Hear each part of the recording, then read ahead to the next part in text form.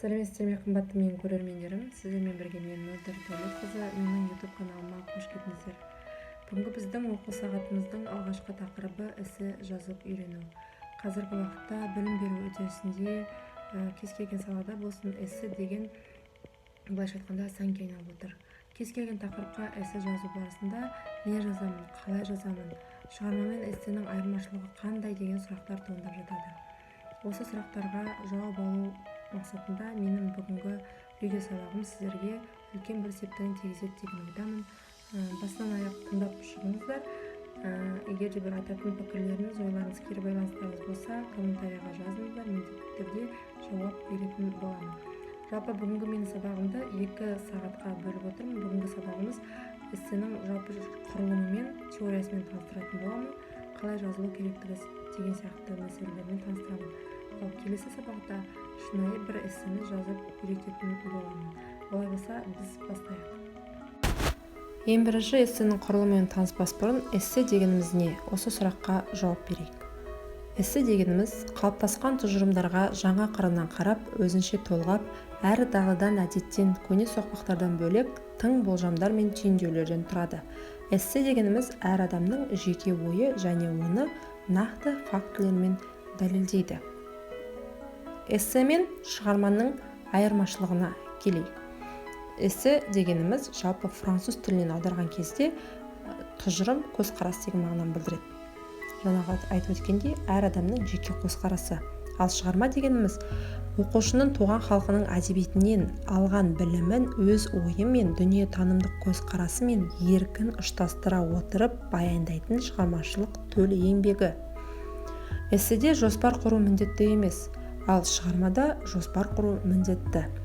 Эссенің басты мақсаты жазушының өзіндік көзқарасын, сыни ойын жетілдіру, ұстанымын дәлелді бекіту үшін жан-жақты білім алып, ақпараттық қарулану, тақырыпты ашу, фактпен дәлелдеу. Ал шығарманың басты мақсаты жазылым тілін, логикасын, ойлауын дамыту, қиялын және ол өзін тақырыпты еркін тілде жеткізе алуына басты себепші. Міне біз осындай ұстанымдар арқылы біз эссе мен шығарманың жалпы айырмашылығын таба аламыз. Эссе ол шынайы фактіде шынайы болған оқиғалардан алып дәлелдеуіміз пікірде. Ал шығармада әр адамның жеке өзіндік ойы алған білімін әрі қарай шығармашылықпен дамыту. Енді келесі кезек бұл эссенің түрлері. Эссенің қазіргі уақытта жалпы 7 түрі бар. Сипаттамалық, анықтамалық, хабарламалық, салыстырмалы, дәлелдеме, аргументтік, әдеби деген осындай түрлері бар. Яғни әр жазып отырған эсседе сипаттап жазып жатсыз ба, салыстырып жазып жатсыз ба, дәлелдеп жазып жатсыз, анықтап деген сияқты түрлері бар. Оны біз келесі сабақта тағы да танысатын боламыз. Әр түріне жеке тоқталып, әр түріне жекеше эсселерді жазып көрсететін боламын. Жалпы енді эссенің негізгі құрылымына көшсек. Эссе жалпы 3 бөліктен тұрады. Біріншісі кіріспе, екіншісі негізгі бөлім, үшіншісі ол әрине қорытынды. Кіріспеде не жазылады? Кіріспеде тақырыптың негізгі мәні мен негіздемесі тезис түрінде көрсетілу керек. Тезис дегеніміз автордың басты ойы көтеріп отырған мәселесі. Ал негізгі бөліміне не жазамыз? Кіріспеден кейін негізгі бөлімінде сол ұстанған жалпы жазған тезис көзқарасын әрі қарай негізгі бөлімінде дамытады. Тақырыпқа сәйкес факт пен аргументтер қолданулар арқылы дәлелдейді. Міне осы негізгі бөлімінде осы дәлелдеулерді жазу арқылы эссенің тақырыбы әрі қарай өрбіп ашылады. Негізгі бөлімінде 3 абзац тұру міндетті. Ол жазушының ойына қарай. Мүмкін ол 3 абзацтан көбірек жазатын шығар, бірақ та 3 абзац ол қазіргі уақытта міндетті түрде жазылу керек. Келесі қорытынды бөлім. Қорытынды бөлім ол жалпылау мен аргументтердің логикалық қорытындысы, жаңағы кіріспе мен негізгі бөлімнің негізгі қорытындысы. 90 ауыз сөздің тобықтай түйіні деп айтсақ та болады. Енді әрқайсына жеке тоқталайық. Жалпы кіріспе Тақырып негізінде жауап іздеген сұрақты дұрыс құрастыру өте маңызды. Кіріспе бойынша жұмысты жасаған бағытта менің ойымша тақырыпқа қандай түсініктер мен дәлелдер енуі мүмкін осы тақырып негізінде деп осы сұраққа ең бірінші жауап беруіміз керек. Жалпы жаңағы айтып өткендегідей кіріспеде ең бірінші белгілі бір тезис ұстануымыз керек және әр жазушының өзіндік жалпы пікірі ойы болу керек. Міне, кіріспе бөлімде жалпы ой және тезистік ой деген болу керек. Бірінші жалпы ой ол оқырман көңілін аудару мақсатында жазылады және бірнеше сөйлемнен тұруы мүмкін. Ал тезистік пікір эсседегі талқыланатын негізгі ойлардан тұрады және ол тақырыптық сөйлемге ұқсайды. Яғни оқырманға эссе мазмұны туралы жалпы идеяны береді. Ол жалпы бір сөйлемнен ғана емес, жалпы идеяны ашу мақсатында осындай екі пікір жазылу керек. Енді тезис деген ол жалпы жаңағы аргументтің атауы. Тезистен кейін аргумент кетеді. Тезис қандай болу керек? Көп сөзден тұрмау керек. Ол бір ғана сөйлемнен ғана тұру керек. Мысалға, Қазақстан деген тақырыпта эссе жазатын болса, Қазақстанға байланысты.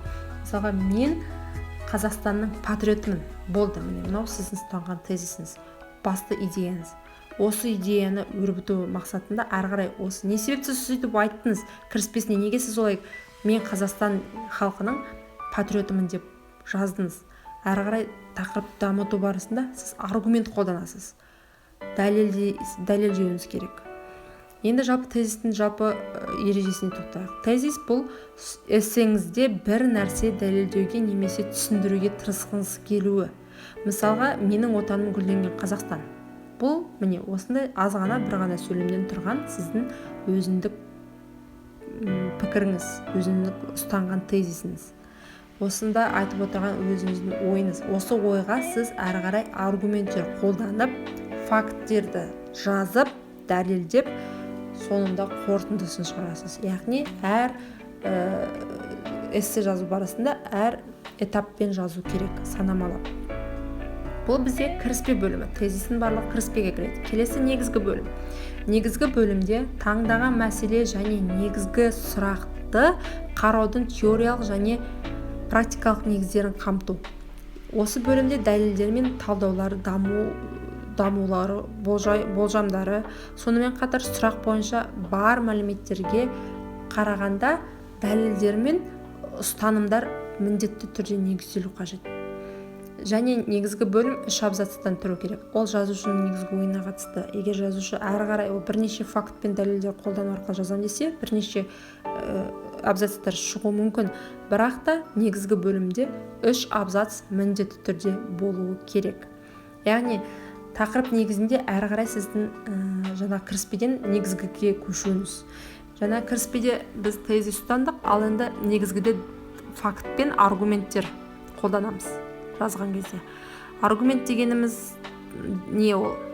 Ол қоғамдық өмір фактілері, құбылыстар, оқиғалар, өмірлік жағдаяттар, тәжірибе немесе ғылыми дәлелдемелер, ғалымдар пікірінен жасалған сілтеме арқылы жазуға болады. Яғни факт деген ол шынайы болған оқиға. Соны сіз фактпен жазуыңыз керек. Сіз әр эссенің тақырыбына байланысты ашылу керек сіздің эссеңіз.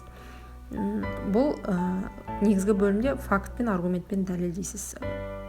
Келесі осы негізгі кіріспемен негізгі бөлімді қорытындылайсыз.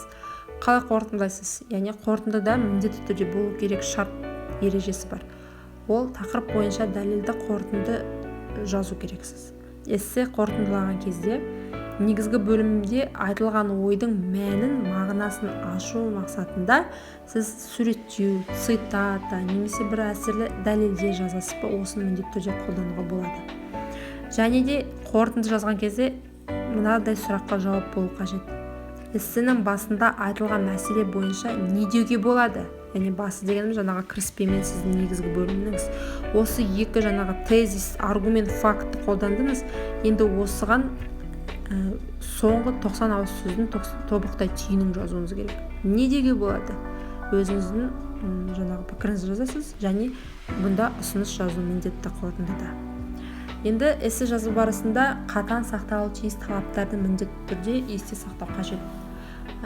Ол жеке көзқарастың көрінісі, әр тақырып бойынша терминдерді қолдану, логикалық заңдылықтың сақталынуы, сауаттылық міндетті түрде пунктуациялық орфографиялық қателіктер болмауы, цитаталар келтіру, факт, дәлел, аргумент, теоретикалық негіздеме, әртүрлі көзқарасты мысалға алу, юмор, сарказм міндетті түрде болу керек. Және осы талаптарды қатаң сақтап жазу қажет. Бұл эссеге жазылатын қойылған талап. Яғни осы талаптарды қатаң сақтауымыз тиіс. Біз осы ереже жазу барысында мына ережелерді міндетті түрде ескеруіміз қажет. Келесі ол бізде эссе жазған кезде жиі кездесетін қателіктер. Қандай қателіктер?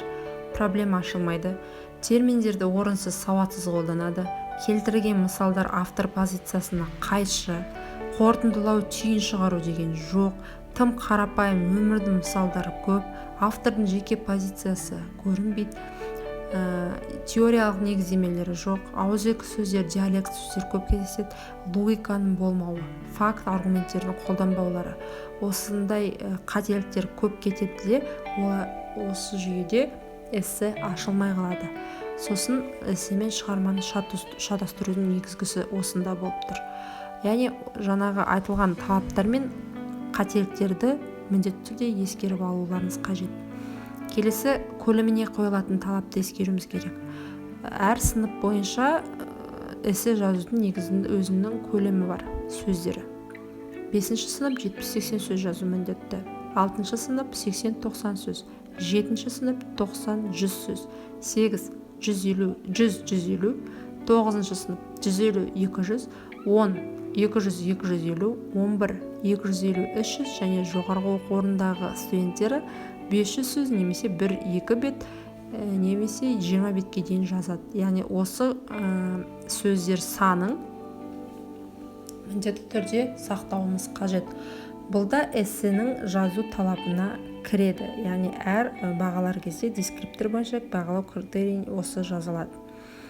Эссені бағанағы мен айтып отырған ережедегі жаңағы кіріспе негізгі қорытындыда жазылатын ойлар, тезис, аргумент, факт дедім.